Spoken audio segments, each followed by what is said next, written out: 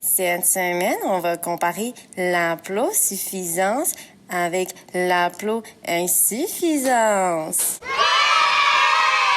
Prenons deux parents hétérozygotes où l'allèle muté est représenté par la couleur rouge et l'allèle sain par la couleur bleue. Chez leurs descendants, on observe statistiquement un individu homozygote sain, deux individus hétérozygotes et un individu homozygote muté.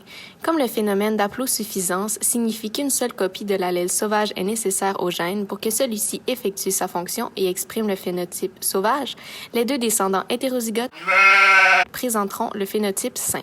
Par conséquent, l'homozygote muté sera le seul à présenter le phénotype malade.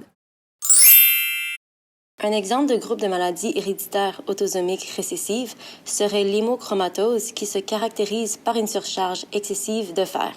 La mutation la plus fréquente est la mutation C282Y du gène HFE. Dans ce cas, seuls les homozygotes porteurs de deux allèles mutés vont développer la maladie et manifester divers symptômes.